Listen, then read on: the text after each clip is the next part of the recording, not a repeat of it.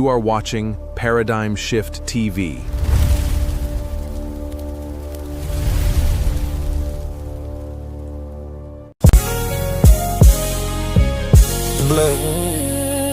Church Files, Paradigm Shift, TV 314.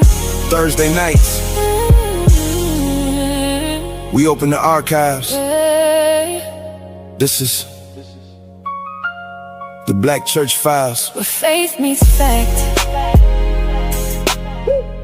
The Black Church Files, stories buried deep beneath the trials. from slave ships to the pulpits and the aisles. Still standing through the hatred and denials. The Black Church Files, where faith meets fact through every trial. truth revealed when deception goes wild. Every Thursday, we reveal the files. Yeah, from the cotton fields to the choir stands, Bible in the soul, scars on their hands. They try to break us, erase our names. Still we built churches in the middle of pain. Talking history, culture, theology, not emotional speeches with mythology. We confront the trends, challenge the lies, bring receipts when the false arise. From conscious debates to identity claims, false teachers online just chasing fame. But the Black church stood through hatred and fire, still sang hymns while the world conspired. This ain't just religion, it's survival music of people searching for God while the culture confused it. Urban apologetics with facts in the booth, no gimmicks, no fear, just history and truth. The Black Church Files. Stories buried deep beneath the trials. From slave ships to the pulpits and the aisles. Still standing through the hatred and denial. The Black Church Files. Where faith meets fact through every trial. Truth revealed when deception goes wild. Every Thursday, we reveal the files. From storefront churches to mega church lights, we discuss the wrongs and defend the rights. Mental health, politics, racism too. What affects the Black church, we speak on it true. No sugarcoating, no performative rage, just scholarship mixed with the spirit and stage. Breaking down movements, doctrines and myths with historical context they can't dismiss. This for the doubters and wounded souls, for the ones who left church but still seeking wholeness, for the young Black minds caught in confusion, searching for purpose beyond internet movements. Every Thursday on Paradigm Shift TV 314. Historical truth, cultural conversations, urban apologetics, The Black Church Files. where faith meets fact.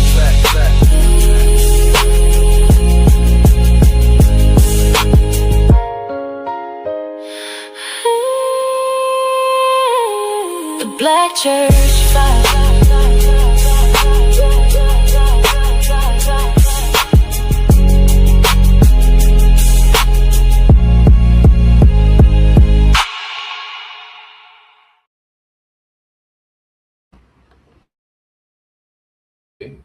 This is my first episode of Where There's Smoke, There's Fire. What this is about is inviting people to come on and basically call out whomever they have a beef with. Now, I'm not going to do it personally for me, because this is not about me. And I don't think, and I'm not going to let anyone call me out on this, just to be objective. So if you want to call me out, you can get in touch with DMG, and he'll do that. So this is just showing you, introducing the concept of whoever wants to do a call out can do a call out on the show, and I'll be the moderator, if you will. If you want to come and do it by yourself, I can bring you on to do it by yourself. If you want to bring the person on, we could do that as well. So just to come introducing to try and get some debates actually going. I got called out a couple of times, but that's another story. That is not for this. That is not for this live. So you guys can like, share, and subscribe to Solomonic TV, to Worldview Wars, and to Paradigm Shift 314. You guys can do that at any point in time. I'm just on here to do a quick introduction because I'm not going to take advantage of this time to do any call outs to anyone. This is not my personal call out show. This is not for anyone to call me out to come on the show to confront me on this show. We can do that. We can do it here, but we have to get DMG to moderate it. But if you want to call someone else who's not me, we can definitely get that popping. So, just a small introduction. I don't really necessarily have anything to do that. I'm not going to put anyone on this show. I'll do a separate show for those who want, because I got called out recently by Brother Kassad to do Is There a Return of Sacrifice in Ancient Kemet? And JJ is supposed to do a call out show, I believe, tomorrow. Tune in for that. Let me see what else we got coming up on the agenda so I could shout out those lives. Let me see what we got in the back going on. So let me see what we got here coming up. The next one is Mandinga Bali calls out Jose Francis. That is Sunday at 9:15 p.m. So tune in for that. The Modern Living at Israelite Unity. That was scheduled for June 10th, but that didn't happen.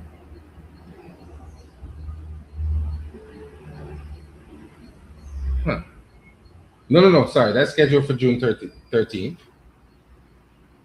So look out for that. We got June 25th, the Black Church Files, Brother Robert Ash.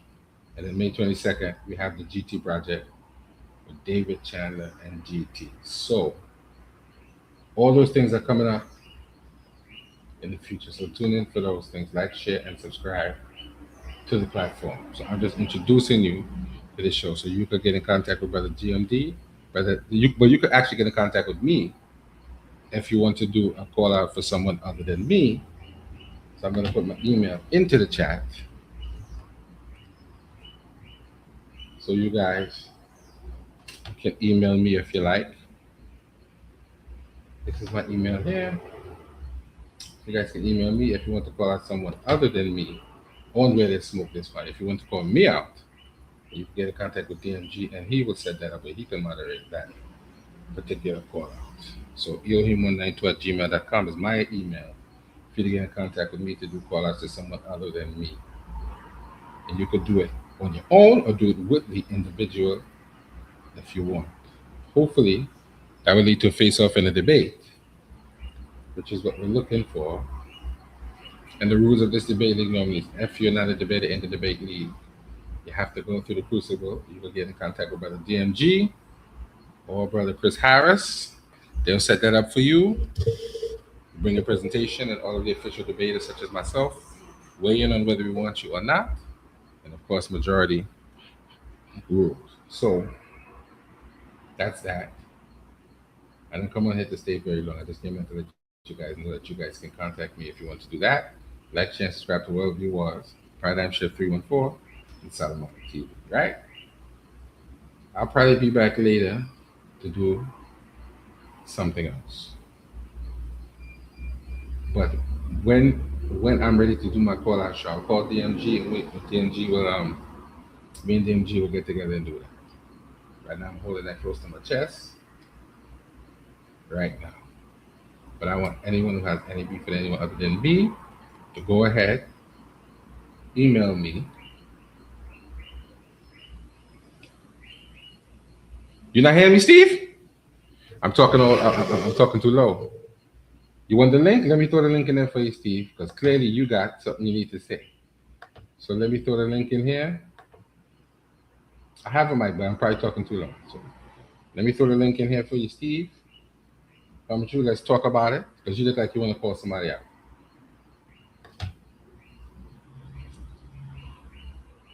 So So there's the link, Steve. Hit the link. Come in. Anybody else who wants to hit the link can come in. So we are not calling me out on the show, just on GP. You can call me out, but you can call DMG and do a call out for me with DMG. This is for others. You can come on. What's going on, Steve? You got a call out or what?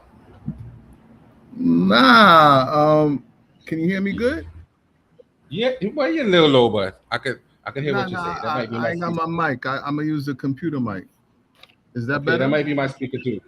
That might be my speaker because my speaker's low, so it could possibly be the speaker. Is that better? So talk to them.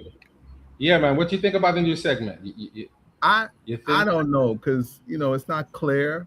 It's not clear. It's not clear to, at least it's not clear to me. So I didn't catch everything. Explain what you need me to clarify. I was talking to her. What I was saying was, it's called Where There's Smoke, There's Fire. Anyone who wants to do a call out on anyone other than me can do the call out. I will moderate.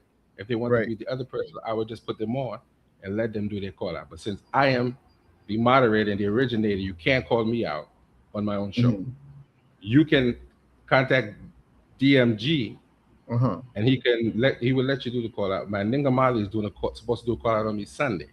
I already got called out by Kassad. He wants to debate retain the sacrifice. Kassad. So hopefully that will go through. Right. So this is just for the official debaters who want to do call outs.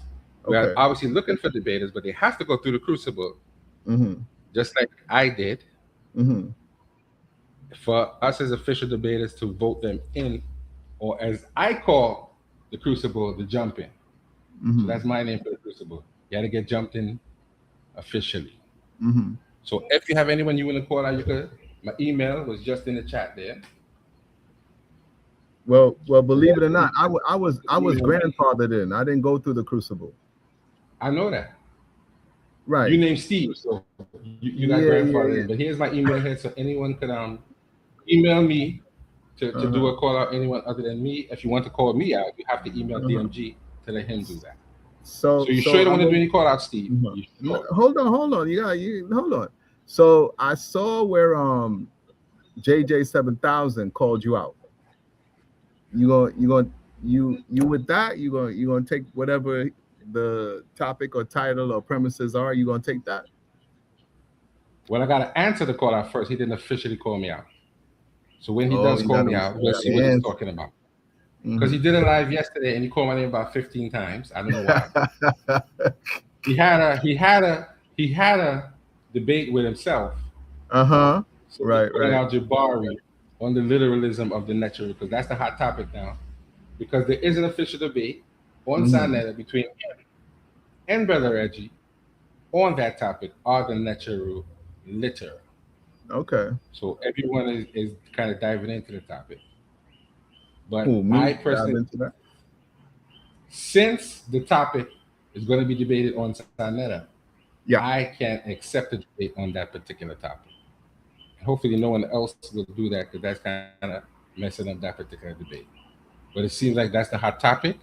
It's very contentious. The man told me point blank, I'm a Jabari fan because I agree with Jabari. He don't want to talk to me again. So that's what the man told me.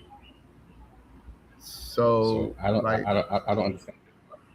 Is the debate going to happen or not?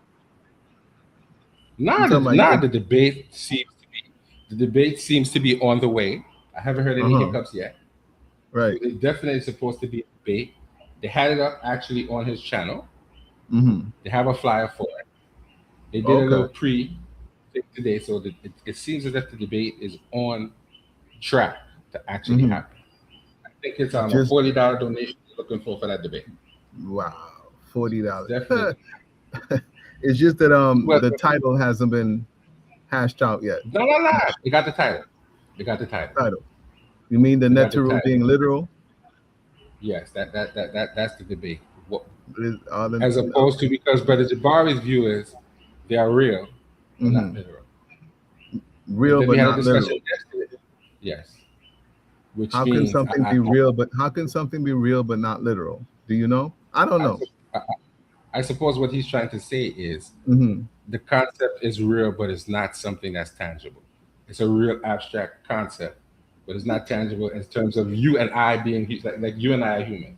We are literal beings who walk around, talk, Okay. walk, talk, eat, breathe, sleep, use the bathroom. Okay, so but So- one definition of literal may mean that it's written down. You know what I mean? Like literal meaning that is The definition that I saw says uh-huh. basically what the thing is represented as Uh-huh. is what it is. You understand? What is presented as is what it is. If you say this is a human, that's a human. There's no there's no symbology or abstract thought between you saying you're a man. I said I'm a man. There's no symbolism in that. That's just a literal statement. That There's no. It's not as if you're saying, well, you're the brave bull, and you're the Nefernetia. Those are things that are real concepts, but they don't represent something tangible and literal in the sense of your identity as a black man, as a human, things of that sort. It's not represented in that kind of way. You're taking a human and putting him in this sort of divine symbolism to say that he represents these things. he represents what? That he represents Like he represents being a Nefernetia. He represents being a Neb Tarjesha, which of course we know is one of Anpu's, as they like to say, epitaphs. And it's also one of Asar's epitaphs. So we know that they're actually comparing him, and he's acting out this whole divine play to the people of Kenya to make them understand that what he's trying to represent. in a real literal physical sense. A little represent is a metaphoric representation of something that we would not consider literal. Yeah. Because the man is not a bull. The man is not a bull, clearly, right? He wears a bull tail to show that he has this kind of macho, manly, aggressive. Right, exactly. That's the brave symbolism. cadence. Right. Right. So even when he says literal, it's still symbolism. Right. thing The that they call prowess of, literal the is still prowess of a symbolic. bull. Right. That's what that headdress represents. Yes. Right. Yes. They Right. take a longhorn cattle and make that into an Apu or Apis bull. Right. But the bull is not literally an Apis. It's not. That's not the literal thing that it is. But Is a you see representation the part of an the part that people miss is the ritualization of it all. That wearing Well, that so- headdress during ritual. You know what I mean? He has a ritualistic headdress that he does wear. But when Right. you would see him normally, he would wear, if I'm not mistaken, he would wear a bull's tail. He would wear a certain crown at certain times. I would agree that obviously he would just be walking around with these things all the time. Right. Why would you walk around with a bull's horn all the time? That No, a bull's tail. bull's tail, you know, the costume, the headdress, all of that. Why would you know what I'm saying? That's like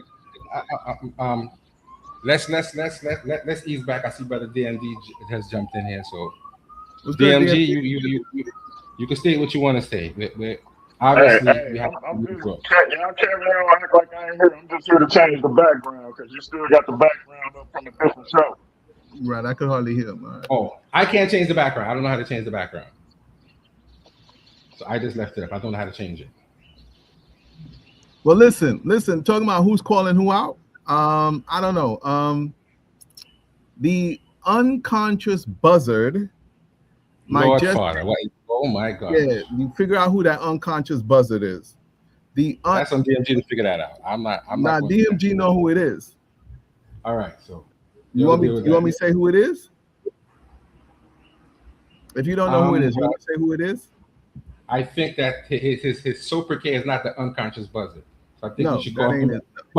by the name that we know him by. There's nobody called that in this No. community. So I Right. can't accept that. What's the opposite of unconscious? Conscious. Right.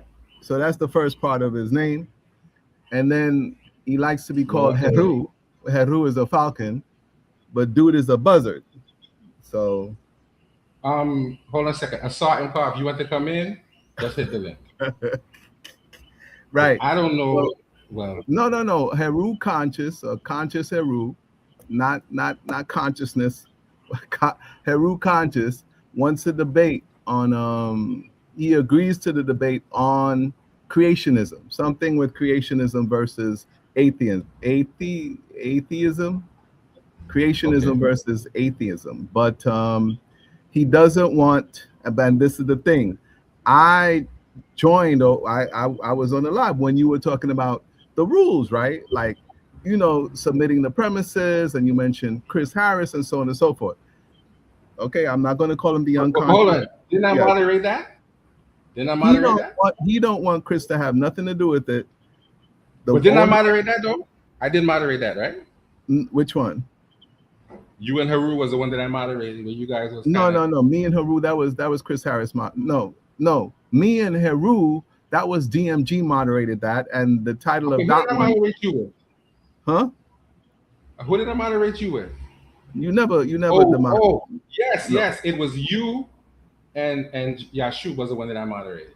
Oh yeah. That was the face off. That you finally agreed to the topic. So that's how. I don't think that's going to happen.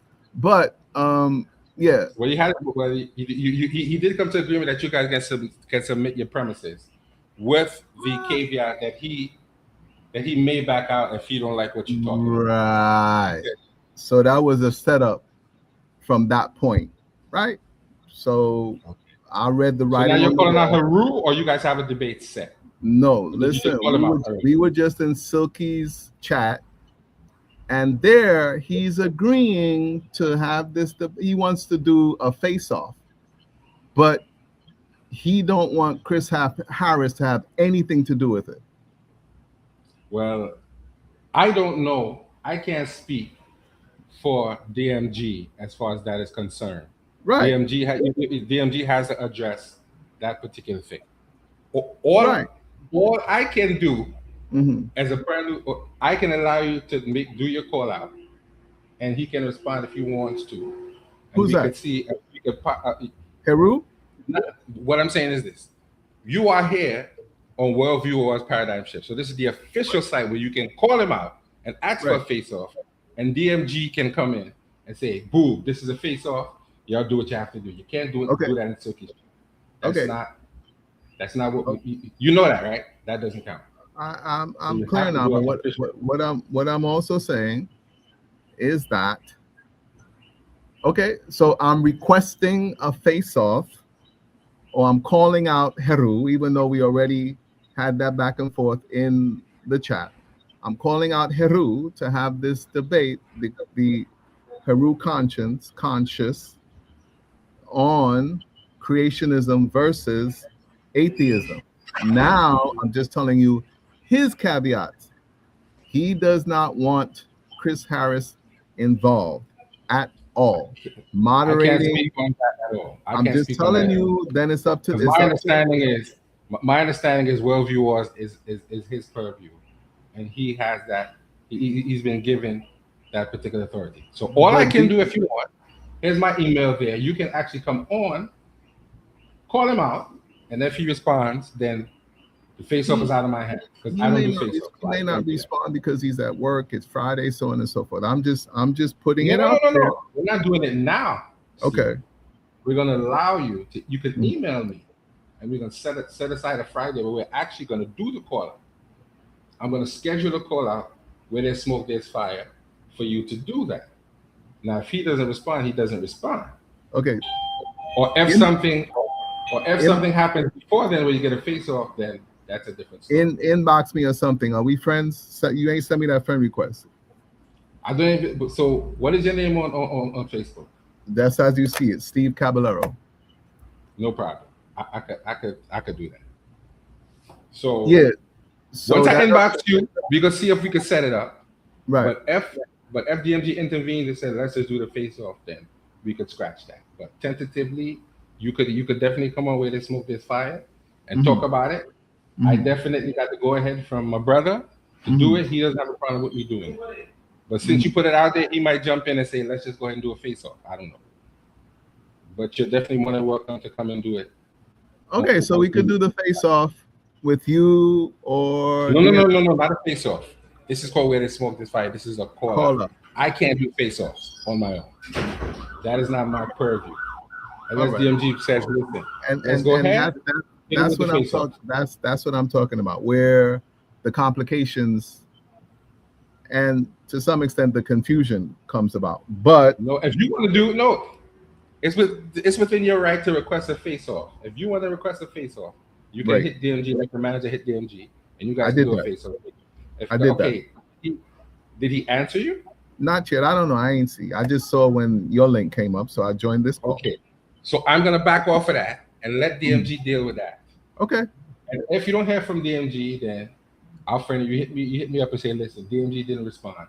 We're gonna tentatively set up the call out. Okay. Because I don't want to step on the face-off because the face-off is not me. Unless DMG say go ahead and moderate that. I can't like you did the last one. Yes. He just kind of threw me in and said, go ahead, bro. Go ahead. You did go with this one. I was throwing it with that. All right. You got to hit him up and let him respond because he, a lot of things going on. So give him a little week to respond. If he don't respond, then we can do the call out. If he runs us, then we could probably lead to a face-off. All right. Well, I would love to see that debate. My brother, I saw him. Carl, what's going on, brother? He looked like he wanted to weigh in. I know he wanted to weigh in on the topic. Talk to me, Asar. Yeah, they got the strap over there. They about to get busy. So it's going to be a good. Why don't you jump in here, Asar? Why don't you do a crucible and get jumped in here? We want to see you jumped in here. I don't know if you can grandfather in based on you being a silent car, but we need you to come over here and do some debates. I don't know what DMG is going to do, if he's going to let you do a crucible, if he's going to jump you in, being that you're already on side other side doing debates. But we need to get you in here to do a debate. Take a breath. Look. We need some more. Take a breath.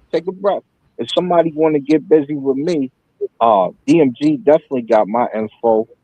He said one of his mans wanted to get down, but I'm a difficult person to set up a debate with. It's a lot of cats that I'll do this, I'll do that. One of them, and then when my name come up, they kind of move around. So we'll see what happens. Yeah. Well, listen, get with DMG and see what you could do because I'm quite sure. I've been with DMG. Like I said, DMG got my information. He already told me somebody wanted some smoke, and then when my name popped up and I popped up on the show, that smoke went away real fast. Like I said, it's a difficult time to get a debate. Call somebody else out, Asar. We'll call somebody else out. I don't call people out. I got work to do for real. We in the community for real. But if they say my name, it's just like the Candy Man. I'm gonna show up in your mirror. I'm with you. But you gotta set something up here, man. I want to see you come in here. Brother Gideon, what's going on? Shalom. What's going on, Jose? What's going on? What's going on, Assault? All praise to the Most High. Yahshua. Just chilling, listening, seeing what's going on. Oh, let me talk, son. So if you want to do a call out on the show, I don't have a problem with that. But if you want to call me out, you have to set that one up with DMG. You can't call me out on a way this fire. I mean, we could just make it. If there's any of the biblical readers who think there's only one God in the Bible, you come stand on that firmly, and I'm a crunch your grin. You ain't gonna think I'm your friend. I'm gonna shake your hand, but that's how you gonna feel. I was actually talking to Gideon. I was actually talking to Gideon that if he wanted to call me out, you could set it up with DMG. Yeah, go ahead, Gideon. I'm not gonna do you calling me out of my own show because that's kind of not impartial. So if he wants to do that, he can do it. If he wants to call someone else out, we can always set it up and we can do that as well. So I don't know if you came in here for. I don't know if you came in here for that or you just wanted to participate. I'm always here for the smoke. You know what I'm saying? Because one thing about it, man, what I believe and what I stand on, I take that to be fact. So I'm always willing to defend my position. But I heard Asaf say that. What you mean by that? That God isn't the only God in the Bible. I mean, I would agree with that to a certain extent. But as far as the the Most High is only one creator of all things. But I don't know what he was saying when he meant that, but yeah. Are you sure that there's only one creator? Are you Yeah, standing on that? it's definitely only one creator. All right. So I saw break down your premise on what you mean by there's more than one God in the Bible. So I believe that y'all have three separate gods, not three in one, because they all can't do the same thing, unfortunately. All three of them have different policies and different uh, uh, uh, methods and different things that they have to do where they can't even cross the line. So there's definitely a distinct three, and they have to work together as a council. And then I believe the origin of your text would also lead us to a household of 70 other gods under that most high one. So So are you there's a saying, bunch of gods in your biblical narrative. Yes. so you're saying what are those three gods that you described? And I don't know if you put three behind it, but you said it was gods that were involved in creation. What are those gods? So the three that bear record in heaven will be the Father, the Son, and the Holy Ghost. And you guys say they move as one, but I can show three distinct things that they can't do separate from each other. Okay, so the text that you pull verbatim, it comes out the New Testament. So you do know you're giving that as your primary source. So you're making the Bible as it relates to those three entities, you're making the Bible your primary source. So with that being said, it's nothing you can pull out of the Bible that says those three entities are different and are not the same. You might get extra biblical text, but you know that's a whole nother question. But yeah, if you're going by the biblical story, by which I think you are, because your first source was to quote the New Testament, then you have to go by that standard and go by that was written. Well, you would have to go by it because that's what you believe in. I would expose it and show you that there's differences in your text. So if you say that that is to be true, then here would be the question. Are you saying that there's no distinction between those three? So when you say distinction, there are definitely distinctions, but they are not separate entities. Okay. And then to say that they're the same entity, I would beg to differ there as well. Are you saying that they're one? Correct. Okay. So then we have a debate if you'd like to take that debate. And what's the title of that? Are the three that bear record in heaven the same being or separate beings? Okay, so right now we have a tentative topic because I know Gideon is definitely in Worldview Wars debate because he's debated it before, and I know Assam Cards is definitely welcome. So if you guys want to do a debate, one or both of you hit up DMG. You could do the face off, and then we'll see where it goes from there. If that's what you guys want. We're facing off right now. This is the smoke. No. Assam Car, you gonna get me. Assam Car, you gonna get me in trouble. This is where there's smoke, there's fire. I cannot take it upon myself to do a face off. I'm just letting you guys talk each other out. No, this is the first press conference. Now, another debate I would like to have is one that's going on right now. With the civil wars of Kemet, and that would be are the netters literal? Anything they got. Let's do all the natural real things. Yeah, or just kind. Yeah. Hold on, Gideon. There's already a debate set up with Sarnetta, with Jabari, and he said that already. Yeah, so it would be. Yeah, it would definitely be after. Yeah. We would definitely do it after. All right. So, You guys have called each other out. Challenge was accepted. Steve kind of sort of did a call out, a semi call out. So, what you guys can do, get with DMG, because both you guys have his information, and see if You said that already, Zay. We trying to chop it up here, man. Let it go down, baby. So, Because Reggie gonna teach out methodology if it kills him.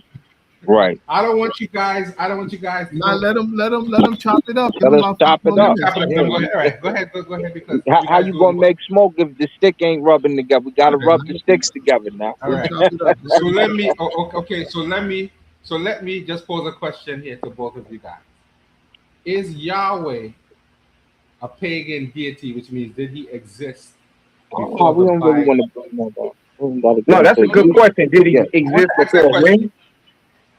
Because it goes into what you guys are talking about. Yeah, but I mean, we know Yah exists during the 2000 BC era, and we know he comes from Syria. So, you know, I don't we think know Brother the Gideon's going to origin. agree with that. That's why I asked the question. I want His to Bible say it. You know, his Bible say it come from Iran and Paran, right? Sidon and Paran and another place.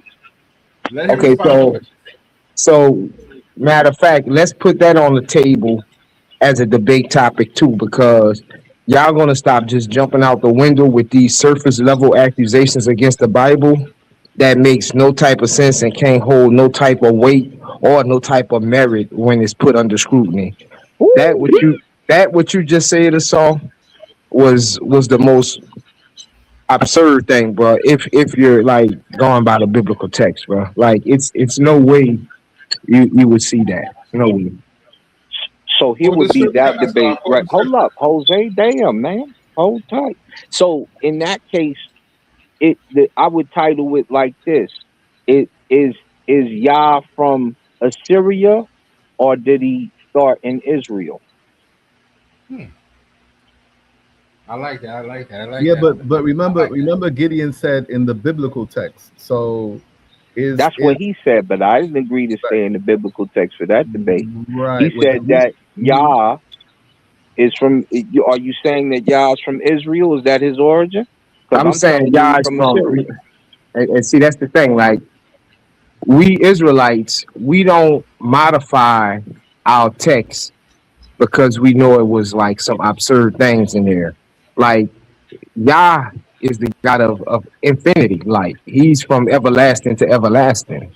So that's why Steve made sure that you kind of be clear, because if we was to go by according to the Bible, like, a blind man will beat you in that debate.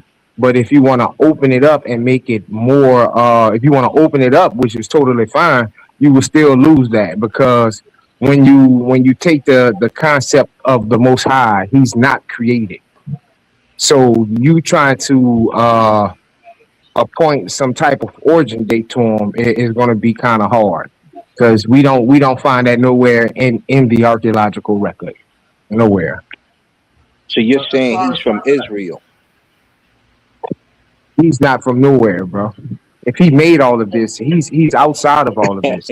So right. So then the title would switch then, right? So does Yahweh have an origin? That would be a good title for that debate. If Yahweh has an origin, that seems like what he's really. And the reason I'm saying that is because we're arguing the origin, but he's saying there is no origin. He's the everlasting one. Outside. Yeah, but it started in Syria was my claim, and he was saying, nah, he's an Israelite God. So then the question would be, is he from Israel first, or is he from Assyria? And therein lies the difference. But do you believe? Let me see how we want to run with that. But he doesn't want. But see, he doesn't want to argue an origin. He's arguing there is no origin. See, what you're going to do, Asar, is you're going to run to archaeological evidence that shows the earliest attestation of Yahweh. Based on the name Yahweh, right? Right. That's not declaring an origin. all you can say as a responsible scholar is the earliest we have of him. So again, if you want to, if you want to base your debate on archaeological finds and try to crowbar that into some type of origin find, then you're gonna have a hard time. I'm just letting you know. Well, I know what you're going to do. You're going to say he's the God of everything. So before existence comes into being, Yah is creating all things. Then you're going to resort to the biblical text to show how he created things. Yeah, no, I'm not going to say that. Yeah. I'm pretty sure because you're going to be like, see, in the beginning, Yah created, and then we're going to have to go into who created what. Let's do this. Let's debate, has Yahweh defeated all other gods? And I'm saying yes. Has Yahweh defeated all other gods? Talk to me, Asadi. You like that title or no? Yeah, talk to me. Let's go. Matter of fact, I don't think I ever heard this one put up, and this would be a good debate. Because I think what he's going to do is run to the Christian narrative and the fact Trump bombing everybody. Yeah. Hey, bro. All I'm gonna do, all I'm gonna do is go to the pudding, and I'm gonna show you the proof in it. That's all I'm gonna tell you. That's all I got to do. Okay, I but like that, Gideon. Is this confined to the biblical text, or can other texts be used? Is that what it says in the Bible itself? Nah, other texts. I mean, I hope he used other texts. Okay. I hope someone was speaking his defense. Extra biblical sources. Yeah, of course. Everybody, hold on. DMG is in here. Let's mute out and let DMG say what he has to say. Brother DMG. Well, two things. First of all, Jose, you got to learn how to turn off the background. This was a whole different show last night, and you still got the background up, brother. What are you doing? Well, this is a professional platform, my brother. This is a professional platform. I don't know, so excuse my ignorance. Second of all, Jose, listen. Yes, sir. Saw made a good point. If you're going to rub these two sticks together to get the fire, you got to let it burn. You on here, you have the autonomy to make the debate. Well, I didn't know. Listen, I don't want to step on we don't want these two esteemed brothers in the debate community to come up with an idea for a debate and end up having to go to another platform because you saying, wait for DMG. You on my platform, you have the authority. Hold on. Let me get it out, Jose. Let me get it out. You ain't got to argue with me. You just got to listen.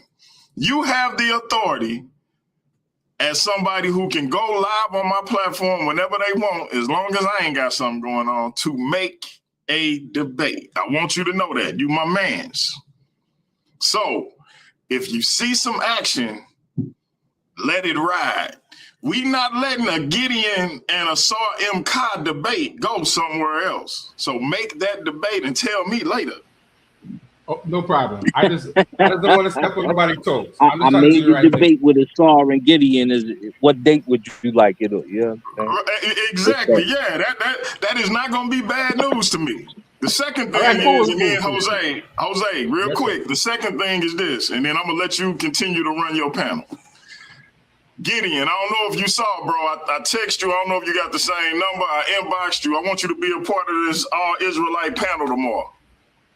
Oh, okay. Yeah, tomorrow is Saturday. What time?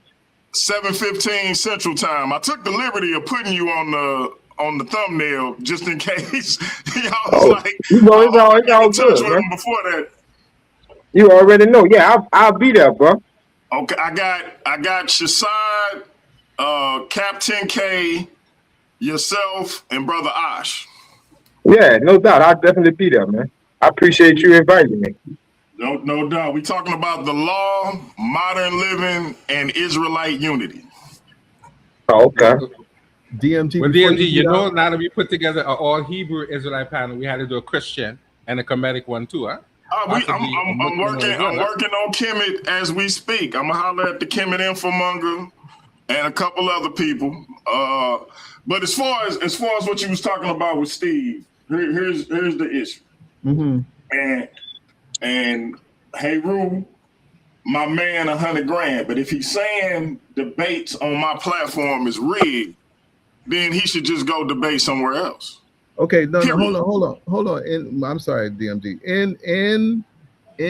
On DMG's, I'm sorry, in Silky's chat, I must have read it wrong. He then clarified something about how I present rigged titles. I present rigged topics. He didn't say, so I read it wrong. He's not saying that the platform is rigged. He's saying that I present rigged topics and titles. So okay, that's cool. I just want a little clarity because that's my guy. But if he's saying debates on my anybody, this go for anybody. Right. If you gonna say debates on my platform is rigged, then go debate somewhere else. I ain't got time for that. And the bottom line is, what we know is everybody be cool when they win. They only claim that rigged stuff when they lose. Right. Yeah. So if you can't take a L, I don't even want to see you take a W. So it is what it is. Here's the other caveat. Men know how to take L's. Boys don't. I take an L, but this is the other caveat. He's willing to do a face-off, and I don't know who will moderate that, but he wants nothing to do with Chris. That one is out. That one is out in the open. Nothing to do with Chris. Yeah, me and Haru already had that conversation. He can debate on Paradigm Shift. It don't have to be on Worldview Wars Debate League. That's something that I'm letting Chris head up because I don't have the bandwidth. But and Jose, I gotta ask you, do not, unless it's a Worldview Wars debate or presentation, stream to your channel and Paradigm Shift. I'm trying to let Chris have the autonomy to run Worldview Wars. However, Paradigm Shift still hosts debates. We still host presentations. We still do all of that. So if he want to debate you, Steve, we can do it on Paradigm Shift. It'll be the same 2 10-minute rounds, 15-minute chin check, 3-minute opening, 3-minute closing. Okay, so we kind of like have a title. The general title is Creationism versus Atheism, or Atheism versus Creationism.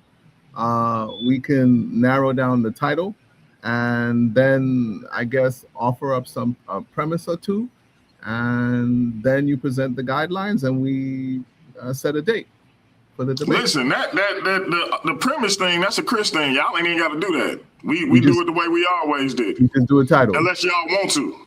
No, we just do a title. I gave him my three titles, and then he asked for premises, and then he offered some premises, but I didn't want to affirm or reject because you know what I'm saying. I don't want to give too much information in a back chat, Silky's back chat. So you know, if and I don't see really if we're not going to Worldview Wars, why do I need to provide a premise? The premise is kind of like built into the title.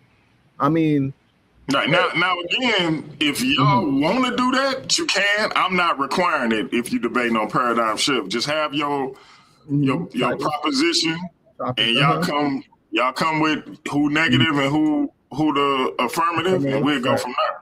Okay, but also understand he kind of like understands from the title that I'm coming from a science perspective and not any particular religious text. I'm coming from a science perspective. So yeah.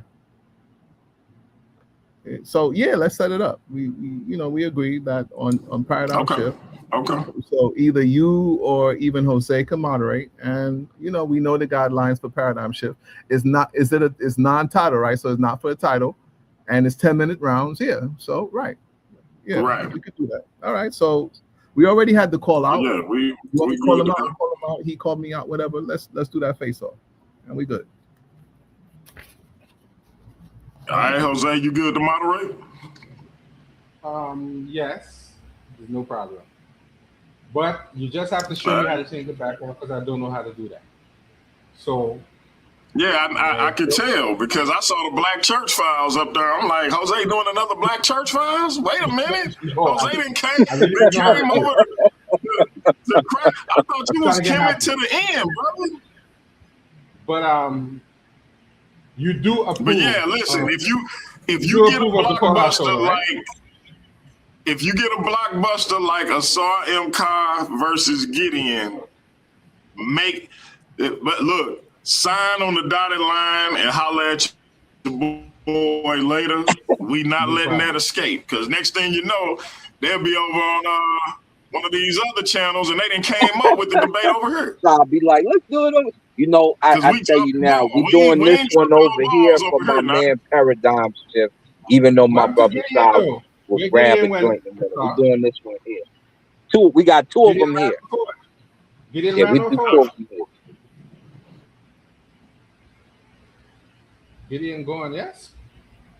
Yeah, we want to do I more appreciate it. And listen, if you did it over on side, I wouldn't be mad. Now, these rock with you boys, you know.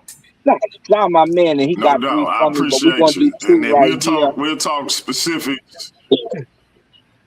Yeah, for sure. I just saw. I have to do. No doubt. You have to do I appreciate debate it. over here on Paradigm Shift. You gotta. Yeah, this is payback for the logo he made me because I'm getting ready to use them logos too. Yeah, DMG is nice with the graphics. I would rather not. Well, let you back to your panel, bro. I got.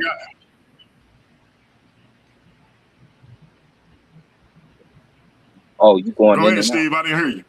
No, I'm sorry. I would rather not debate Herut so soon, you know, but ain't nobody else. So it's like, whatever. Let's keep the channel going. Let's keep them entertained and keep debates going. That's it. Everybody, you know, want to debate right now. So let's keep it going.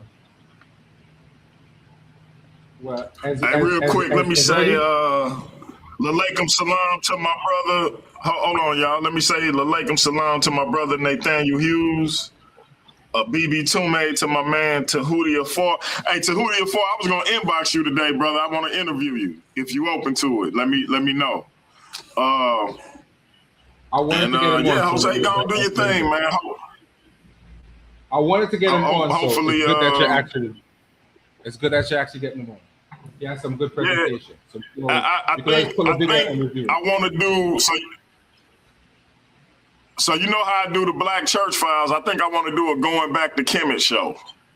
And hopefully maybe he can, if you can host it, Jose, maybe he can be your first guest. But listen, if you're not, if you do the Go Back to Kemet show, you have to come home, DMG. You have to come home. You have to dress up, put on the Kemet vestments, put on your arm, all that. Jose, all you got to do is just wake him up. You say, hey, brother Pianki. Slow down, Speedy. Brother Pianki, where you at? Pianki, what you doing, brother Pianki? What's going on?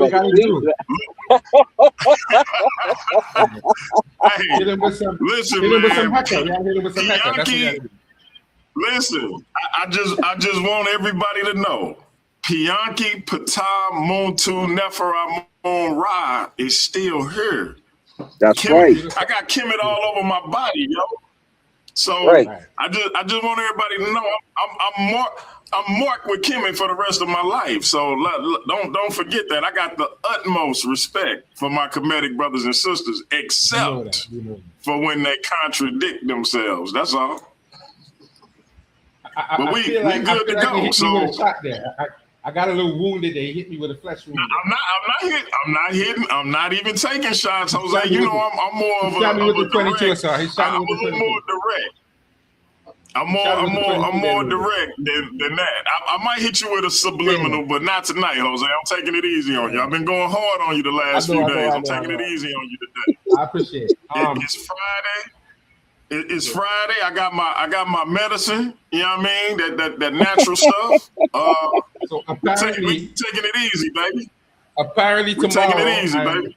Apparently on Sunday, I'm going to be called out by JJ 7000 personality. I don't know which one's going to be talking, but I'm going to get called out, and I guess we'll deal with that when that happens. Man, Nick Amali Mandinga Molly wants your head on the platter, brother.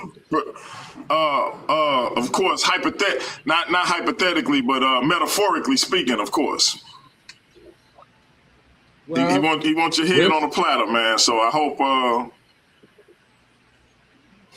I hope you're ready to hit the panel when he call you out, man. I'm gonna be honest with you, DMG. I'm gonna be honest with you. I really don't, because I know what you're gonna say. I really don't. Hold on. I am not keen on doing the debate, but if you insist that I'll do the debate, I'll do it for you. I'll do it for you, DMG. If you want me to do the debate, I'll do it. But I'm not too keen on really doing the debate. All right, listen. I'll do it. Jose Francis versus JJ7K. We're not doing nothing about the netters being real though, because we're not gonna step on. Even though I don't think it would step on Sa-Netta debate anyway, but we don't even want that compare and contrast. So if that's the debate he wants, and we can't do. If that's the debate he wants, we won't be doing that till after. And we can't do return and sacrifice either, because I'm supposed to do that with Kasad. So we can't do those two topics. Right? Okay. Well, I'll do it. I will say this: Kasad gonna be a while because he got something coming up with Jabari on the Exodus. So y'all can do retain the sacrifice. I ain't tripping. All right, let's do that. But I'm only doing this because you won the debate. I'm not too keen on doing it for myself, but I'm gonna do it for you because I know you want that debate. You want your boy to jump in there. And it's gotta be the fire-breathing gorilla. You gotta get off the fence. Look, I got my Malcolm X shirt on, man. By any means, we making debates by any means necessary. That's right. All right, okay. For you, I'll go do the debate. So, I'll do it for you. all right, brother. Jose, go on finish your show, man. I just had to jump on right quick, man. I saw the Kim and them from Munga up here. I saw him, Kyle, my man Gideon. So continue to do what you do, Jose. I'm happy you were part of the platform. Even though you know you be trying to do me dirty sometimes, I'm glad you part of the platform, man. But I'm here for it, man. I appreciate it. I don't know what you got. I gotta ask you this though, brother. For people who've seen my brother Jose thumbnail, I can't explain why he got them clear people on the thumbnail. I very rarely have clear people on this platform. You know why? It's racist. It's racist ChatGPT. It's not me. It's racist. Not that I'm against clear people being on the platform. I'm not. I've had clear people on the platform before, and I will have clear people again. I just don't know what my brother was doing with that thumbnail. He should have came to his brother. I would have made him a fly thumbnail, but he got the clear people on there looking like they scared of black people. I don't know what's going on. Well, I don't know what's going on, Jose. I don't know what's going on. Here's what I'll do. Since you offered, I'll let you make a thumbnail, send it to me, and for episode 2, we'll have a better thumbnail. I'm gonna make you a stock thumbnail that you can add human characters to and all of that, and you'll be straight. Listen, I got Free Smoke Friday coming up in about 4 or 5 hours, and I'm calling out anybody who want the smoke. So when you hit the panel, tell me who you want free smoke with, and I'm gonna let you go. I'm gonna let you talk your talk. Long as you ain't talking about my big bro Sa-Netta, you ain't talking about my little bro Garfield. I think I'm older than Garfield. And taking no personal shots and things of that nature. If you got free smoke, come up and speak your speech. All right, brother. But Jose, no more clear women. No more clear women. No more clear women, Jose. You got to stay away from them clear women, man. Your queen is my sister. I don't think she would appreciate you dealing with clear women like that. White women and poor, according to the Muslims. So from now on, DMG, anytime I have an idea, I'm gonna let you do the thumbnail because I'm not the thumbnail master. I'm not the graphics expert. Yeah. So I'm gonna let you do that because that's something you do, but way better than me. So, but let me ask you a question. You have anybody? You want to call out? You have anybody you want to call out? Free smoke? Listen, I want to call out the one and only, the mighty, the legendary Mandinka Molly. He want this smoke on black existentialism again, and I'm gonna go ahead and give him that work again. I don't know why my brother is a glutton for punishment. I don't know why my brother don't know what Africana critical theory is, but I'm here to teach him. So JJ, listen, you the Paradigm Shift TV 314 champ, right? You got the big gold belt.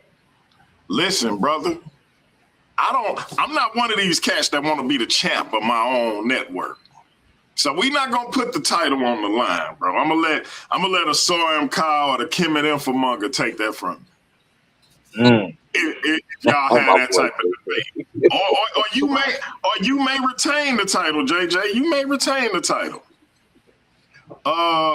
He said keep the show going for a Kemet takeover. They think he's starting out big though. He be on that sometimes. Shout out to hey Jose.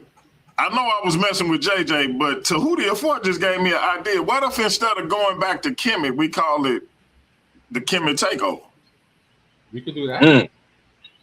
We could do I like that. I like that. Shout out to that brother. Lopez, but I'm with that, yo. Come on. You know, and look, Jose, we can still hit him. We can still hit him with the track, though. You know what I mean? Where we going with it? Now where we going with it? Going back to Canada,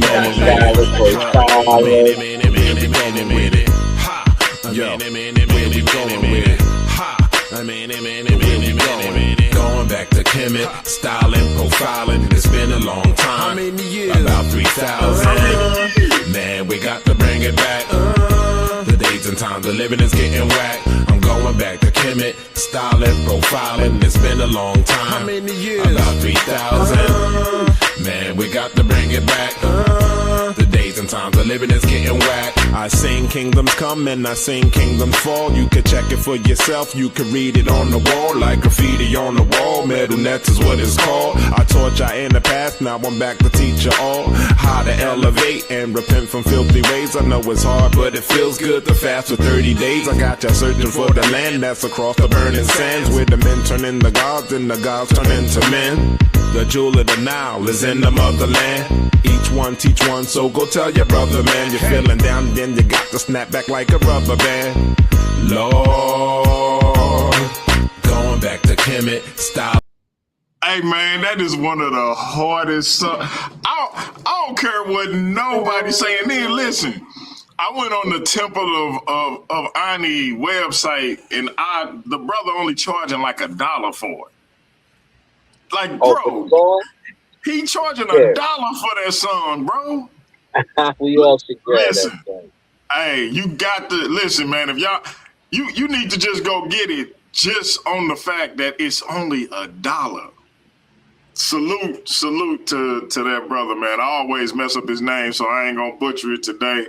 But go on the Temple of Ani website. Shout out to my sister Minyette. She a practitioner out of the Temple of Ani. Yeah, go get that. That is classic. And the brother did it like back in the, I want to say early 2000s. Yeah, that was wild though. Yeah, it sounds like it's still hit today though. Yeah. So yeah, man, I like that Kemet takeover idea. I think I'm gonna start working on a logo, and we just got to figure out what day you're gonna do it, Jose. Any day you're ready. You know that. Anytime you're ready, not a problem. Yeah, and what I need you to do is line up some actual guests. I don't want nobody with no Kemetic name that ain't actually Kemetic. That's one of them weird. It's weird, man. Like what? Why you got a Kemetic name? Right. And you don't practice, huh? Yeah, you don't practice. Not only not practice it, but you low key be hating on it. You know what I'm saying? Like that's weird to me, bro. Like the atheistic ones. I mean, I don't get it. How can you be an atheist? You so-called Kemet too, but you atheistic. You know what? People weren't atheists. They weren't atheists. Yeah. Well, there are some atheists that ain't Kemet, but even though there's atheists, like there's a song that the believers sing to the atheists, and there's a song that the atheists sing back to the believers in ancient Kemet. You read ancient Egyptian literature. So, but no, you know, it's there. I'm not even knocking them being atheists. I'm saying they knock practitioners. That's weird to me. They got why nothing would to do you with have it like Madan Kemet? My boy Madan Kemet, who got that work before. I'll be like, Madan, why you got the Kemet in your name, bro? He's black. You're a full-blown Hebrew. Why you got the Kemet in your name, bro? Because he's black. Hey, listen, go to my man, or that could be a sister, I don't know. Put Free Carmelo, and I want to say this. Look, go to my Substack. I do have an article coming up on not only how they criminalize black victims, like, you know, Trayvon Martin get hunted down and murdered by the coward George Zimmerman, but on the news, all we see is Trayvon smoking weed, holding a gun, etc. The same thing they did with the young brother who Rick Child killed. I got an article coming out on Substack comparing and contrasting how this Carmelo Anthony trial went versus the Rick Child trial. It's funny to me that they took that man and his son word for this young brother pulling a gun, but Asar grew up like I grew up. Steve probably grew up like I grew up. Jose probably grew up like I grew up. When you aim a gun, you ain't pointing it like this. You pointing it like this. But the young brother got shot in the back. Make that make sense. But the jury took him and his son word talking about the boy pointing a gun at him. How you point a gun at somebody and get shot in the back? But okay, right. You look at what they did with Carmelo. I'm not here to say whether the young brother is guilty or innocent. What I'm saying is the time they gave him was ridiculous. Yeah. And the fact that in the same country, this man gets away with murder, but you sentence this young boy to basically what amounts to 40 years in prison. Yeah. That's crazy. Well, look at two things, right? One, he told the dude he didn't want no smoke. And then after he got that and stabbed him, you still give it to him like he wasn't getting threatened to get put out in the rain. Hold up. Yeah. And I believe the young brother was like 5'8", 5'9", something like that. These brothers was over 6 feet. It was two of them plus some other people. I just think it's crazy, and it is what it is. So yeah, if y'all not if you on Substack, look up the Infamous Perspective, which is brother the infamous DMG, and check that out. They'll be coming out. I have them out by Monday. They ready to go. I just haven't posted them yet, but I got to proofread and all that good stuff. Are you gonna start to do a segment where the Infamous Perspective? When are you gonna bring that back, DMG? It'll be next month. I got a lot going on at the crib, so it'll be next month when I get the bandwidth. I got to make sure my co-hosts, Light Brown and Cookie, they ready to go. I'm probably gonna have one of them on each segment instead of having a 3-person panel. But basically, we'll talk about a particular issue. We'll open up the chat, walk it out with the fam, and we'll go from there. So, yeah, hopefully y'all will be tuning in for that. But Jose, my mans, I did my job. You went from 6 viewers to 15 because, I brought that big beard energy for you, man. So go on, finish your show. And what happened to my beard, boy? My beard ain't there? Nah, it ain't there yet, man. If it was there, you would have already had 15 people. But, look, I just said I was leaving and you lost 2. You see what I'm saying? So I'm just saying. I know. But yeah, finish your show, bro. Appreciate you holding it down, and I appreciate you too. Yeah, man. Let's see when we can get a date for Gideon and Assault, bro. Well, Gideon going. I don't know what happened to Gideon, but Gideon like he. Oh yeah, and I think Gideon wants some smoke with you anyway. Yeah, but he can't call me out on my show. He can call me out on your. He can call you out on your. He can call you out on your show. No, the reason I'm saying that is I want to keep it objective. Don't be. Hold up, Jose, man. You can't be making up no biased rules, bro. Right, you want somebody that's man enough to come on your show and call you out, brother. What he can't do on your show or mine is just blatantly disrespect you. But he can call you out for a debate. You know what? You're right, because I don't run from debate, so I need to Facts. My man. I've never done that. That's what I'm talking about. I'll do that. And I'll let you handle the graphics for the next one. And we'll see who comes out of woodwork to call me out. Because you already got JJ calling me out. I don't know what he's going to call me out on. Steve might call me out just to call me out. I'm not going to call you out. You're getting all these debates. I hardly got one. I don't know, but I don't know. I think JJ finna get you on that retainer sacrifice, bro. Never. There's no primary source on retainer sacrifice nowhere in ancient Kemet. So Markiar just made that up. You say it wasn't happening?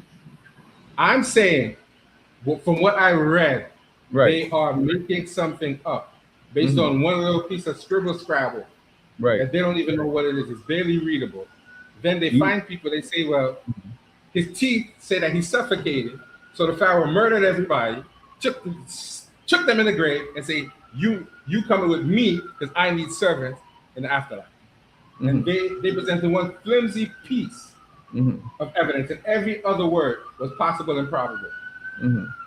Well, they said they only have 2 to 3 monarchs that they're talking about that they think did it. Well, nothing past that. When Shaka Zulu's mother died, that he sacrificed like some of his people, the Zulu people or something like that. So well, that's not Kemet, so we don't want to bring that up. It's still Africa, and my question would be, what difference does it really make? The difference is you're arguing retainer sacrifice in Kemet. And if you can't prove it in Kemet, what difference does it really make? Just like the homosexual piece.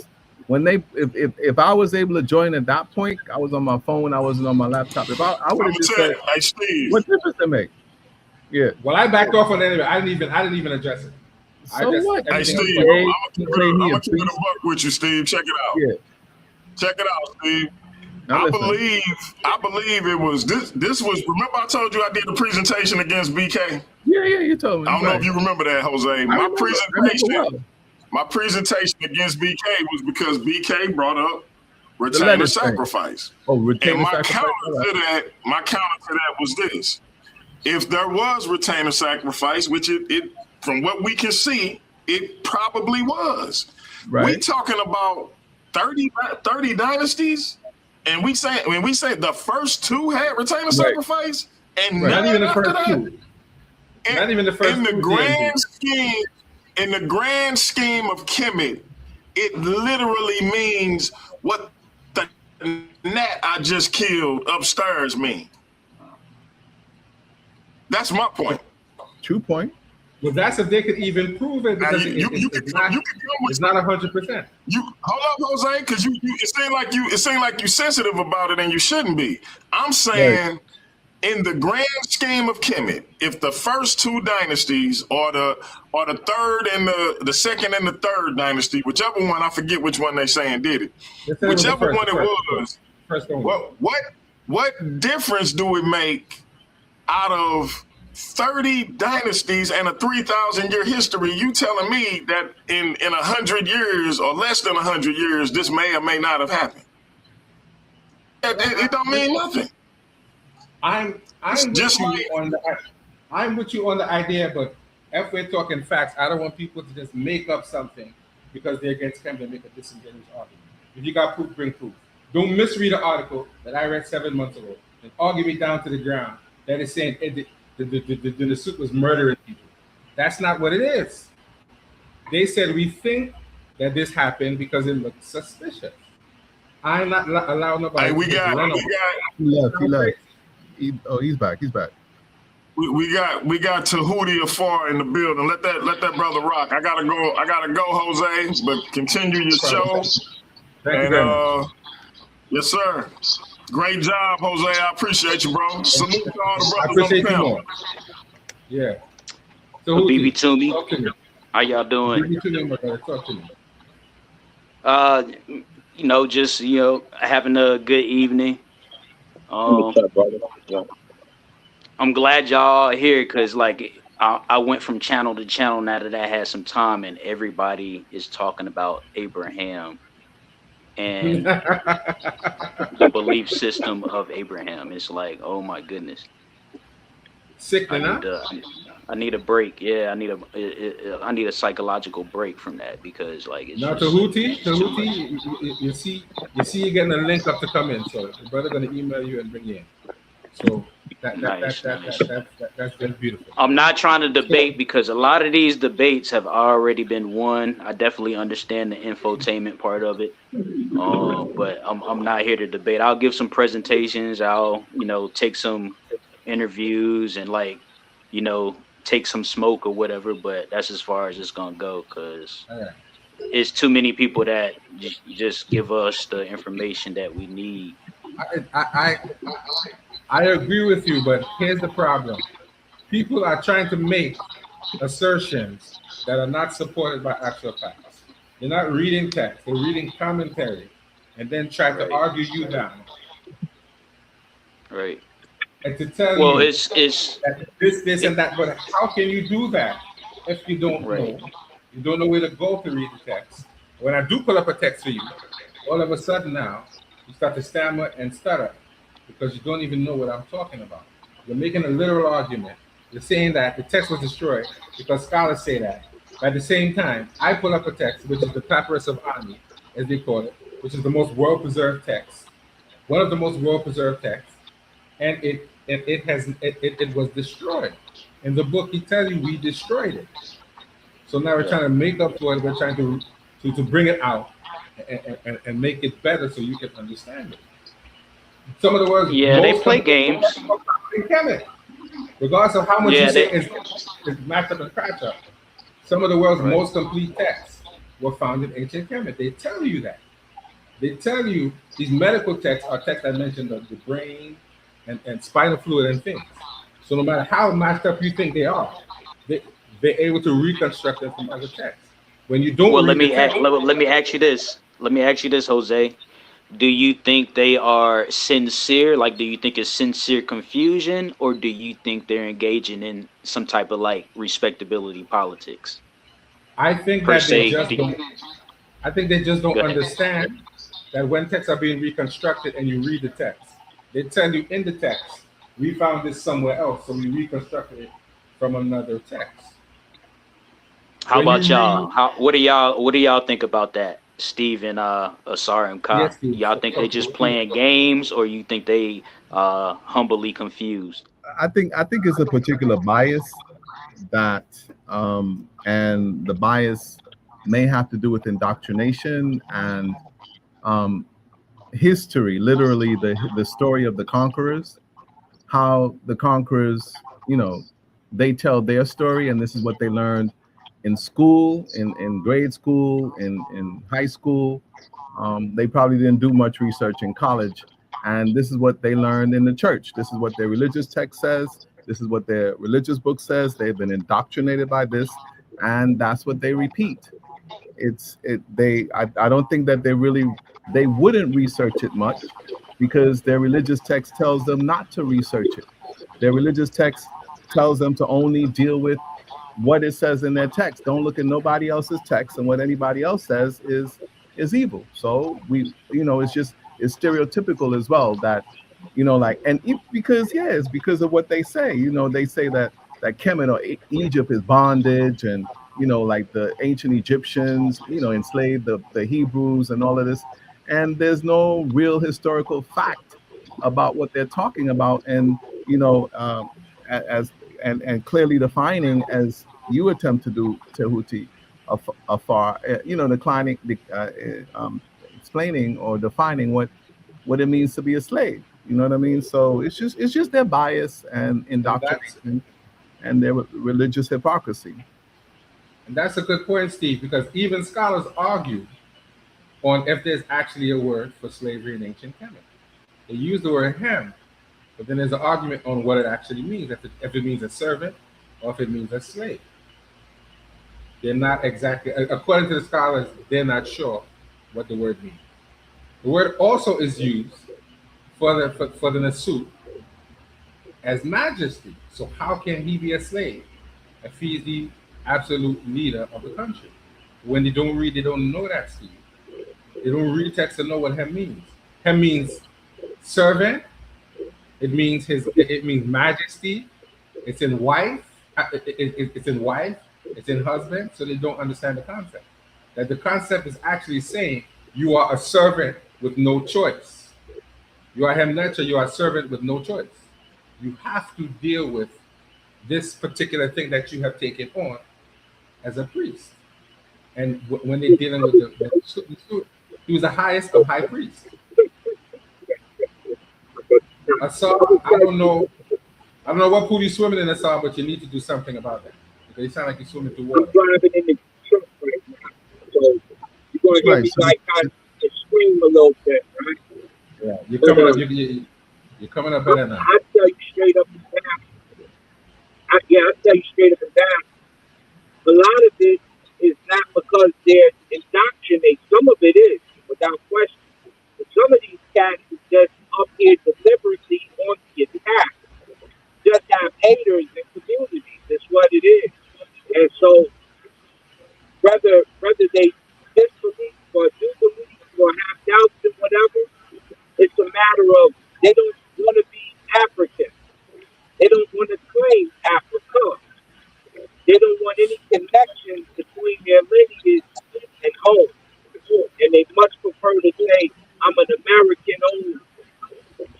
And so their nationality comes into conflict with their lineage.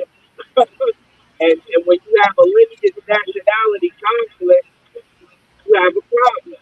And so they much rather claim something from here, which is why you'll see them switch from Christianity to Islam, from Islam to Judaism, from that to even Buddhism or Hinduism, which is crazy, but it's going to do that. I'm telling you, because you could have been an ephod, you could have been in a con, you could be a part of the history. It's a lot of ways to get home, but if you're embarrassed about being African, this is why we urge you to look at being Egyptian, because this is black civilization at its finest, and when it controls the world and all the occupations that you see from doctors to mechanical engineers such as Imhotep, who created dams and what have you, it's all there from the very first science of astronomy. So when you see Senegal, it was, with Patrick Soot and others even before him, there's other ones. So if you have an identity crisis and you ever just say, let me give it a chance, and you can see what's really going on, and you can get your mind right. But Asar, Christianity is not American. Islam is not American. And they need to understand the history of what they're saying. Most people don't even understand that when these Muslims came in to Egypt, because it was Egypt at the time, they were getting their eyes shot out. They were being maimed. They were being dragged away with one eye or both eyes shot out. So our Kemetic brothers were saying, we don't want this nowhere around here. Correct? They were shooting their eyes out. And eventually, when they gained power, the first thing they said was, you black, crispy, critter, zinj niggas had to give us all your good, healthy men so we can enslave them. But when you don't read the text, you don't know that. You're just going along with this ideology, and you're not understanding all of these people, Tarif and all these people who you see was running around with Islam, murdering people, were slaves. Correct? Or am I right or am I wrong? They were enslaved and they were running around with quote unquote power, but they were enslaving you. But they don't tell you that our Nubian brother said, "Not today, Mr. Arab," and was shooting their eyes out and beating them so badly. So we have to understand the pushback that our black brothers gave these people when they came there. Because they couldn't, they couldn't get the Greeks, but they were able to deal with these Arabs. So we have to understand the history. Stop letting people tell us we accepted something. No, we didn't. There was a fight. They ran down there and started saying Allahu Akbar and doing what they was doing. They came with a sword. Why people don't understand what the Crusades was Muslims and Christians fighting. Whoever won the Crusades was the ones who ended up being the dominant religion. They didn't come there, shake your hand, kiss you, tell you love you, give you some. No, they were fighting. People was getting slaughtered. So why don't they accept that history? Other than so also when they embrace Africa, I don't think that a lot of people either they don't want to admit they don't, or either they don't know or they don't want to admit that the spiritual system of ancient Kemet is traditional Black African. Like they seem to forget that part. As Asar M. Khan mentioned, the Akan, the Yoruba. So it's very similar to the other traditional Black African spiritual tradition. I said that too, Steve. I said that too. But they don't want to admit that, but that's what it is. It's a Black African traditional spiritual system. That's what it is. So when the so-called Christians now, and I have nothing against them, they're my brothers, when they say, oh, their ancestors are Africa, or they're from the African, they're from that Christianity comes from an African tradition or something like that, or they're reclaiming their ancestry or something along those lines. But you're forgetting to also remember that the Kemetic spiritual tradition is Black African. It's a traditional African spiritual system. The same for the Hebrews. So some brothers, the brother who was up here before, they talk about, that they are an ancestor, they're an African ancestor.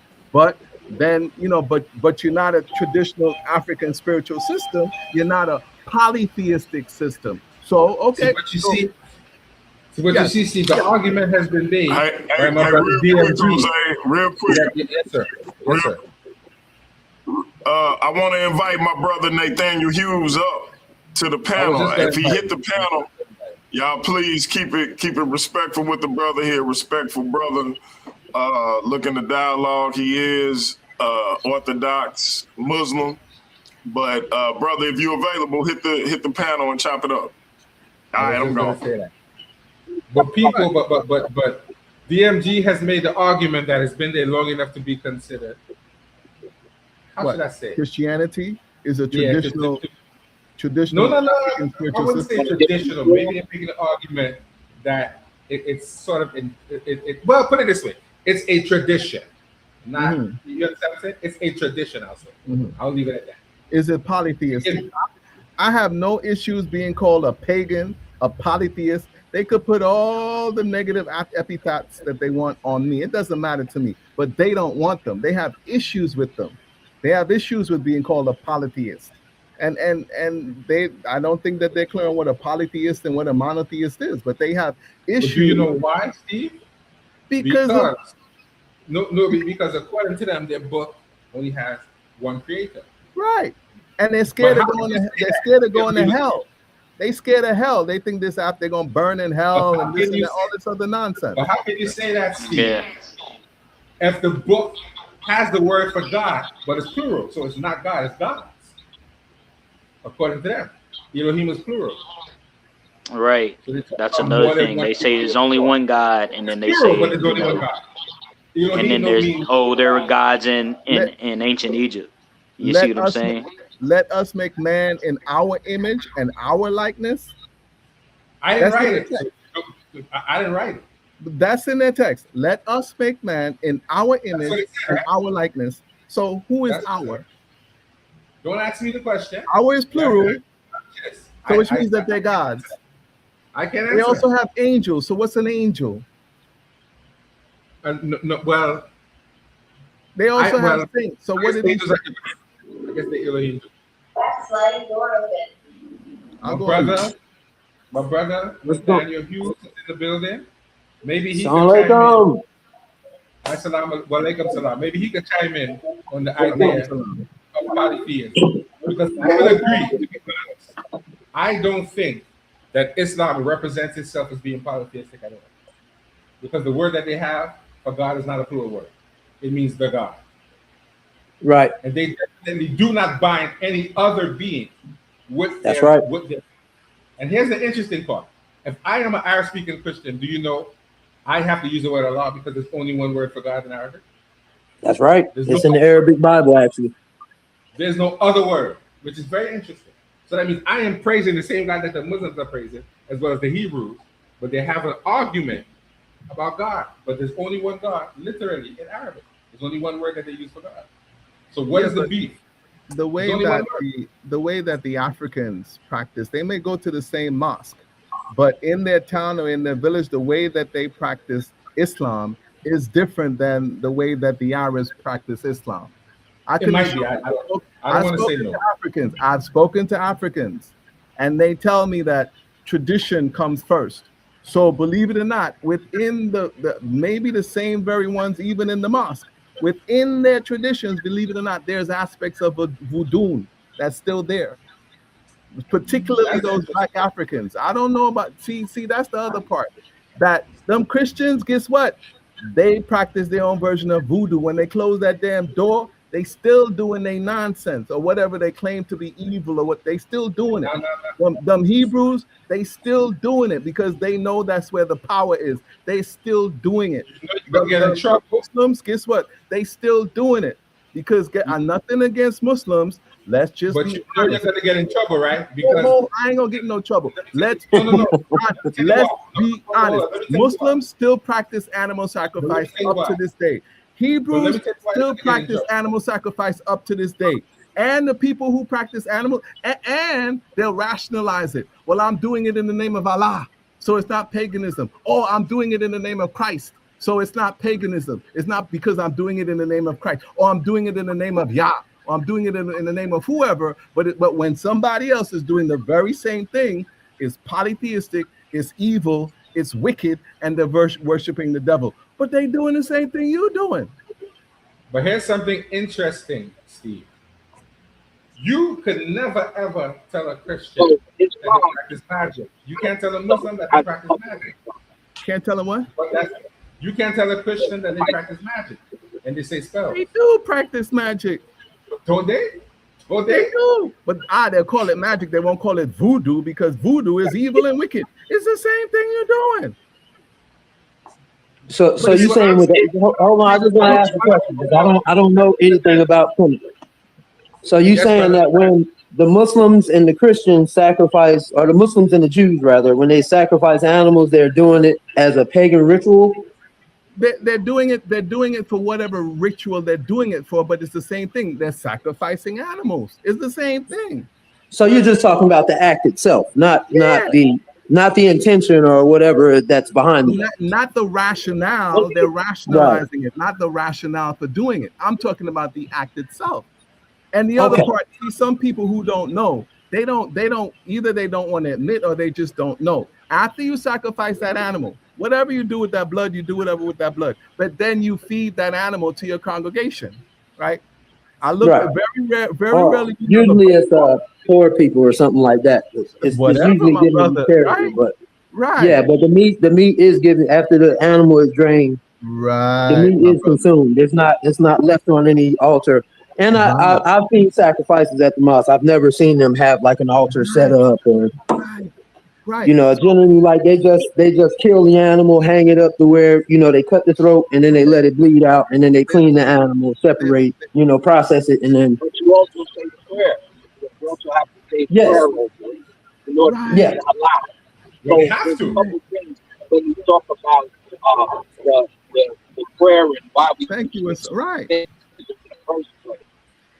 Well, it's not. That's an ancient African. We're not hearing Okay, you. so I'm not I'm sorry, we can't hear you. I'm sorry, we can't hear you. about, We can't hear you. we talk about the ancient African tradition, including in ancient Kemet to East part of West Africa. We say prayer and we bless the food because we want our ancestors to eat with us. So it's in remembrance of them and sustenance of you. When you say prayer and it's also for the nature. If you have a God, you guys say it for the sake of the God and for the sustenance of you.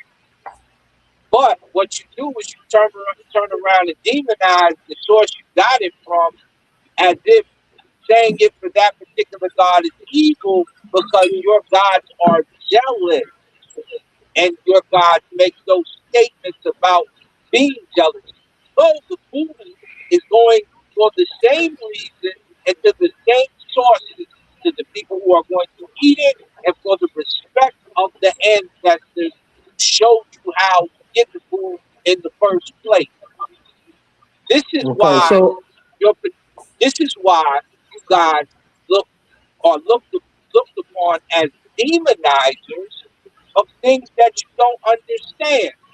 And a lot of Muslims don't understand African tradition, even though they've been next to Africa for years, or they don't care about the tradition because what they say about the Moorish always running Islam. Go ahead, bro. Okay, so I like I said, I don't know anything about Kemet, or I know a little bit about Egyptians, but I don't know much. So I'm really just learning. I'm just asking questions. So you're saying that we got animal sacrifice from Kemet? From Inner Africa, and if you're a Muslim, more than likely, yeah. Hello? That's where that tradition stems from. Even the language from Sahidic to Moharic to Arabic is the tradition that they come from linguistically. You got modern Egyptians who are mostly from Jordan and from the Persian era, claiming the ancient African tradition right now, almost ready to leave Islam over it, knowing that it's not theirs initially. They just live there today. So yeah, right. I agree with that. We know the Sirah of Rasulullah Sallallahu Alaihi Wasallam. We know when the golden age of Islam spread, and we know when the Muslims went over and conquered Egypt. So it's a fact that Arabs weren't in Egypt before that. If they were like travelers or merchants or whatever, but it wasn't like a population center where they, for example, when Omar ibn al-Khattab went into Alexandria and all of that, it wasn't any of that until the 7th century. So yeah, I actually argued with some Arab Muslims over that. So, yeah. Because we had the Hikkatatsu invasion. So we don't want to count out that, because the Hikkatatsu, when they come over, which we should call, for everybody listening, we should call the Amu invasion, when the Hikkatatsu come over in about 12 in some timelines, and the 15th in other timelines dynasty. So around the 11th or 12th, right? Around the 11th or 12th, something like that, right? I think around 11th or 12th was when they first came in, if I'm not mistaken. So what was your question? I couldn't hear because I was driving. No, I'm asking, are you saying that we got sacrifice from that tradition? Yeah, of course. From the tradition of from the African tradition that you're talking about. Are you saying that Muslims got that from the African tradition? Yes. Yeah, I would say so. Okay, so what's the evidence for that? Let me ask you this question, Nathaniel. The Are you aware? for that would be the fact that. Hold on. So the evidence. Hold on. Let me ask him a question. Are you aware of how African Arab culture is? Do you know that even multiple wives is something that is an African culture? They got that from. Yeah, I know that polygamy is a part of the African culture as well. Even to the point where they use terms like dark, black, and red. That is an African idea that has been throughout Africa for the longest time. From Kemet to West Africa, all of the even Ethiopia, they use these terms to describe darker skin and anyone who is lighter than dark skin. That is okay. So what's the evidence though that Islam got their animal sacrifice from Kemet? Their language and all is something that's considered. The language, even their language is considered. Talking figuratively right now, though. No, but I'm saying. No, I mean literally. Like, is there some historical record or document or anything like that says specifically that humans, not human sacrifice, but animal sacrifice in Islam came from Kemet? We know that's my question. Right. So we watched the original Arabs come over, the Persians, into ancient Egypt and learn the traditions from them with Darius the First, being first. He was told by Izzy Horata, how to say our brother's name, because I can't remember his name right off the spot, coming from one of the medical papyrus where it talks about the medical thing that he taught the Persians in that book, and he's talking to Darius initially. And he's telling them how they get their medical information and how they get their sacrifice information. And the first thing he needs them to do in order to teach the wealthy amongst his people who will pay him to do it is to set up the per army so he can do the Netcharu again. He can set up the Netcharu again. Okay, Then so let me just track you real quick. I'm not done, brother. I'm not done. So when the Quraysh, who are your first inhabitants of Islam, start to move over to the Arabian Peninsula and set up shop, these are your first folks who do it. The other portion would be in your own book and in the Bible, right? Because that's where y'all really want to hear it from. That's when I'm listen. Like I said, I don't know anything about, but none of this Kemet. So I'm learning, right. and I got a notebook out. I'm taking notes. That's what I'm telling you right now. But put your peepers on right now and write it down if you need to. This way you have it. So when it comes to your Quranic and biblical text, it says Abraham's wife, who was Egyptian, walks to where? The desert. Now, you should know this through Islam because this is where you get Tawaf from. So she's walking back and forth through the desert. She does it 7 times until water pops up, and then she gets water. She's of the Egyptian tradition, so she already knows why and how to say grace over food in an Egyptian manner. Moses doesn't even make it to Israel, but he stays with his Nahesi, his Nubian wife, and died in her original land. So all of these things are right. All of your ancestors are coming out of Egypt with practices already. And we know they're coming out of those practices already because as soon as Moses went upstairs to talk to Yahweh on Mount Nisa, they asked Aaron to make them gods from Kemet, and he made them a Heru, a golden calf. Now there's a real one in the Sinai Peninsula. And we can see that because it looks like a temple of Hatshepsut in the Sinai Peninsula, which they said was not made by Egyptians, but those who were traveling away from Kemet into a different land, Israel, supposedly. So we know how you get over to Arabia. We know where this stuff comes from. So this would be from your text. In your text, the Quran, what happens to Abraham's wife? Tell me. And where is she from?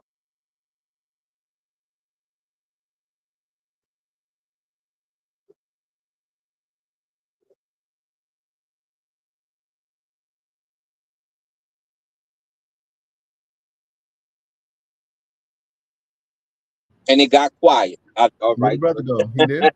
Yeah.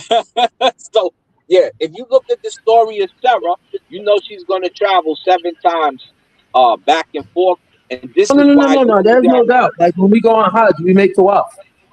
exactly. Right, so we make Allah. tawaf around the Kaaba, and what you're talking about when she's running back and forth, that's not tawaf. That's where you run back and forth between the two mountains, is what you're talking about. So when we incumbent the Kaaba, that's something different, right? But when you run between the two mountains, we're imitating what Hagar actually did with in the text in Quran. Okay. Yeah, we just covered that, right? Right. Yeah, so that's what she does. She goes back and forth 7 times. Yeah, I was just clarifying that that's not tawaf. Tawaf is, I think, you go around the Kaaba, right? I could be wrong though, but tawaf, I think, is when you actually go Tawaf around the is Kaaba. part of her circumvention and going back and forth 7 times. Yeah. That's a particular part of her going around 7 times. So that's a particular locality in that 7 time transition. There's another part we do something else, another part we do something else. So it's part of the 7 times that she's walking back and forth. Okay. Okay, gotcha. Let me write that down. So, but what was you saying about Darius, the Persian Darius? Did you mention him? Darius the First gets his rituals from I can never remember our brother's name. He was a Sanu. He's a doctor in ancient Egypt. We call him Sanu, right? Right. And he says, "I'll teach your people how to be doctors if you help me restore the Qur'an, the houses of light, the places of worship for the Netcharu." Okay. We know in the house of the Netcharu, you have to feed the Netcharu. And he talks about that. Now I can give the offering. Now I can do this, right? The offering is the food. So Darius is the first-hand person physically there to watch how he does this. And that's how he learns. And Darius, even though he's Persian, wanted to be, it looked like he wanted to be a Shamsu. And he became a Shamsu. And so he worshiped like the Ramesh, like the Teardrop Sarani. Okay, so you do understand that Darius the Persian is not a Muslim, right? Like, no, he's the first Arab. Remember, first. Okay, so yeah, my original question was, what was the evidence? Go ahead. What was the evidence that Islam gets animal sacrifice from Egypt? Because Islam doesn't follow Darius, and in fact, in the seerah of the Muslims, they actually defeat the Persians, right? But Persians are who? Their cousins? Persians are Persians. Okay, so listen, in the 7th century, Persians are Persians. They're not Arabs. Persia doesn't become Arab until after the 7th century. Right? Before that, and we know that from the letters of Rasulullah Sallallahu, when he invited them to Islam, they were still Persians.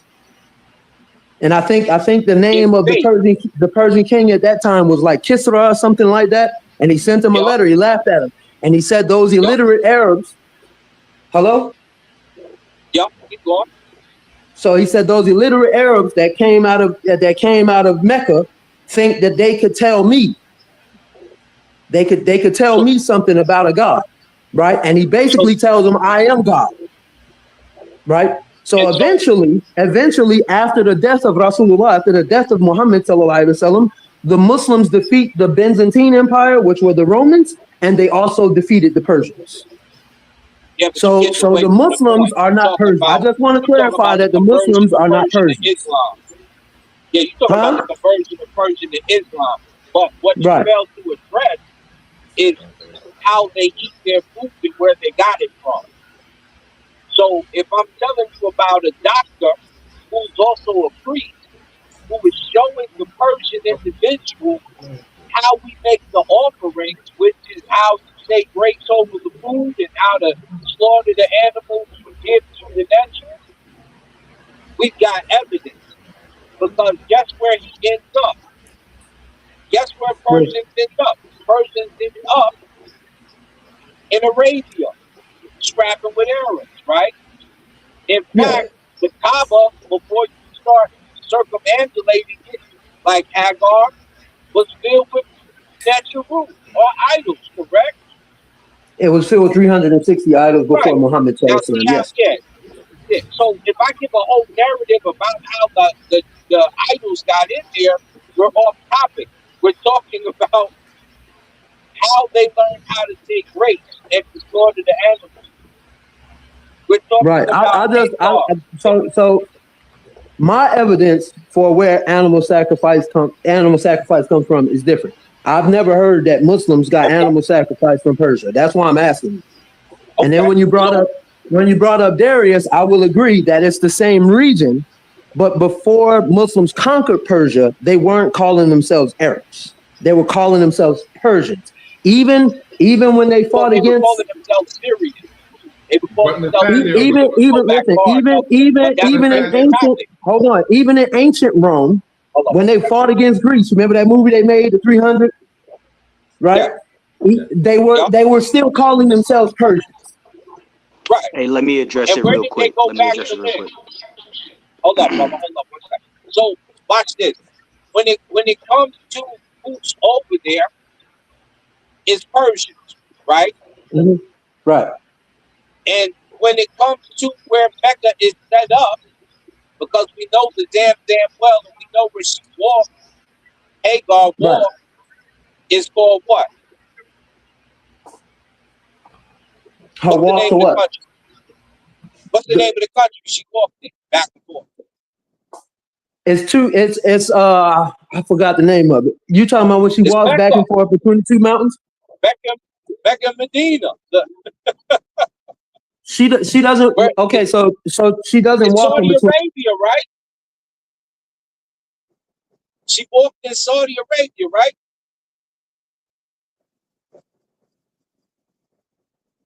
Hello? I don't think. Hey, let me address something real quick. Where's the Kaaba? Hey, so Jose, can you put up what I put in the live chat real quick? Just post it so people can see it. So if she's walking back and forth in that city, and she's an Egyptian, and we know she's an Egyptian because Abraham married her, and he married her father. So the Egyptian wife, she has Egyptian customs and methods.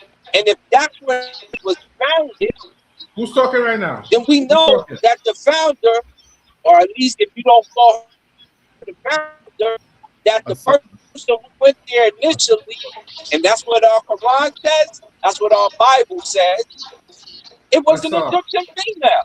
What are we talking about? How would she not know? What would she know that until Allah gave her instructions to do? Asar, let the Houthi jump in here. The Houthi was saying something. I don't know if you heard it. So let's let the Houthi talk. And let the Houthi talk. Houthi Farah. Where did they get that from? Hey, just mute him out real quick. And so, no, I'm not doing that. He can't hear you.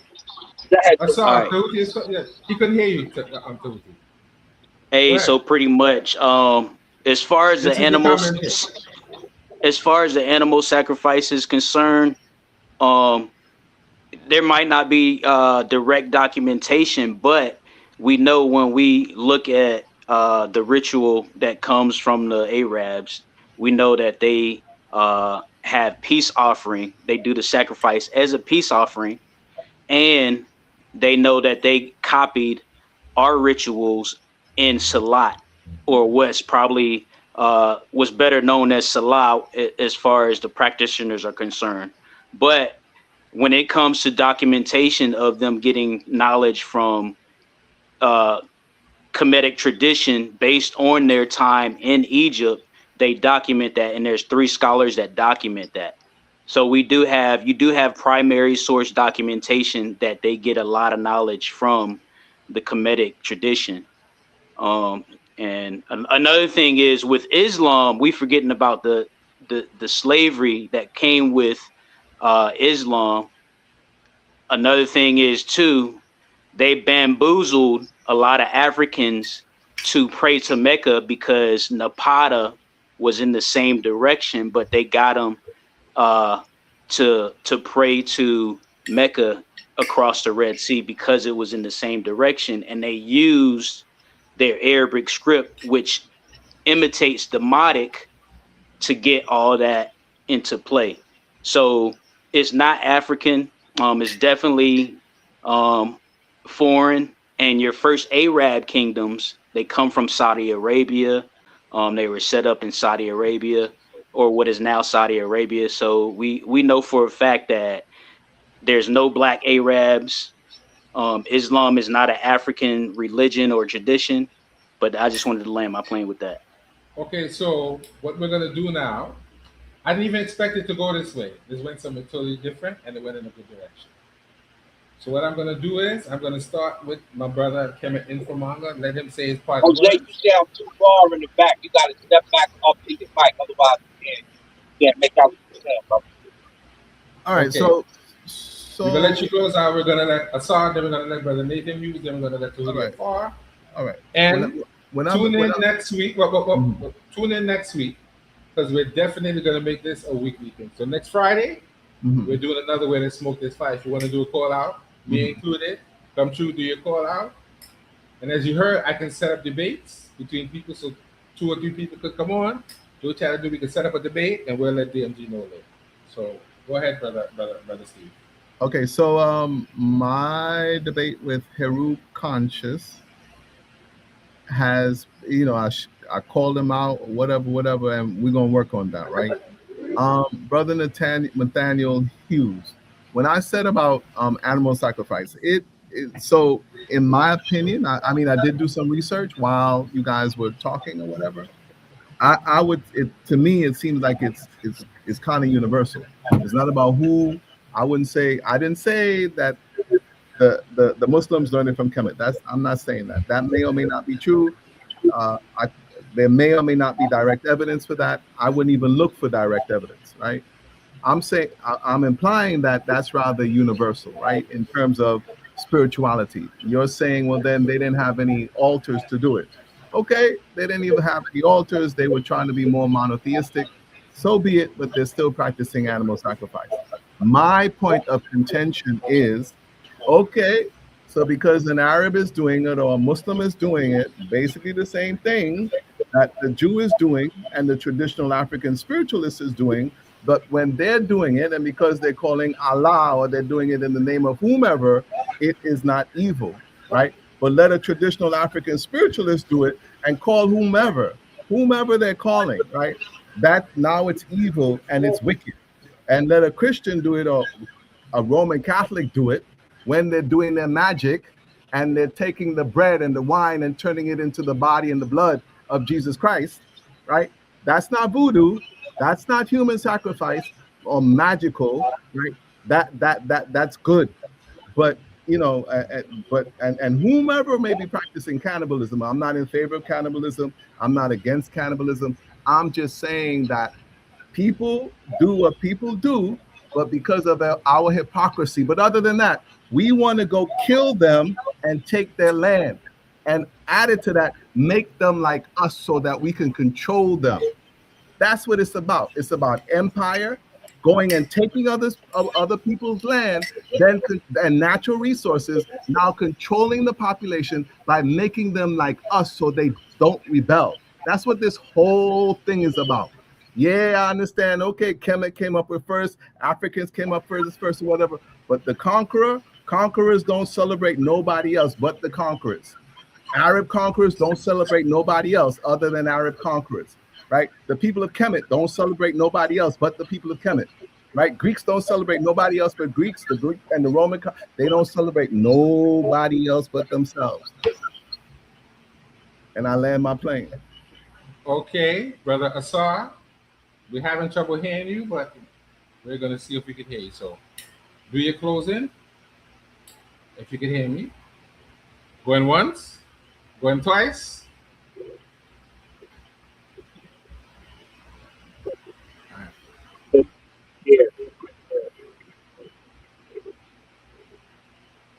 Go ahead. Say what you're trying to say. Like he can't hear me. Tahuti, do your close out, brother. Oh, sorry.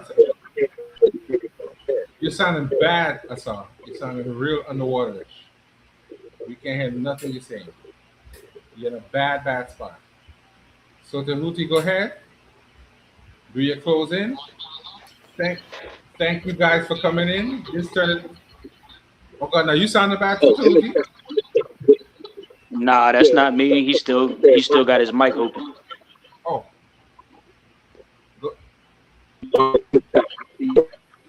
Asar, you ain't hearing nothing you saying, Asar. You horrible. Tahuti, go ahead. Yeah, pretty much. Thanks for having me up. Thank you. I don't know how we got on the Arab stuff. I was hoping to stay away from Abrahamic topics altogether, but it's interesting to know that Islam is just as bad as Christianity. In fact, Christianity, if it wasn't for Christianity, Islam wouldn't even exist. And there's a multitude of ways you can prove that. But other than that, thank you for having me, and definitely let's do a Kemet takeover every Friday, and then take it from there. Okay, all right, my brother.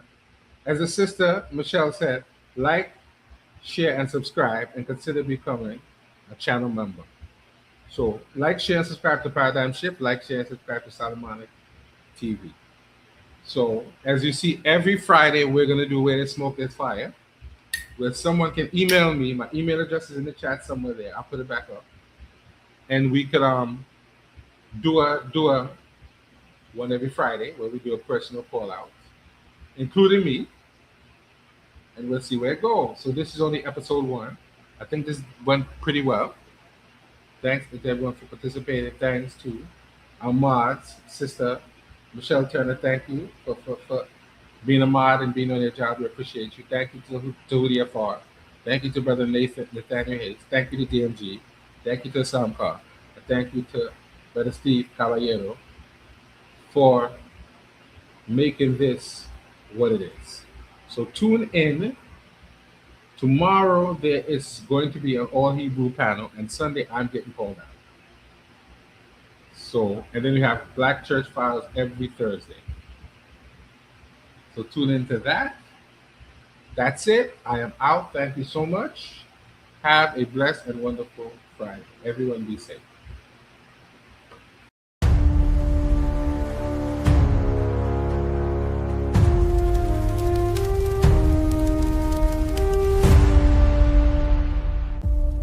You are watching Paradigm Shift.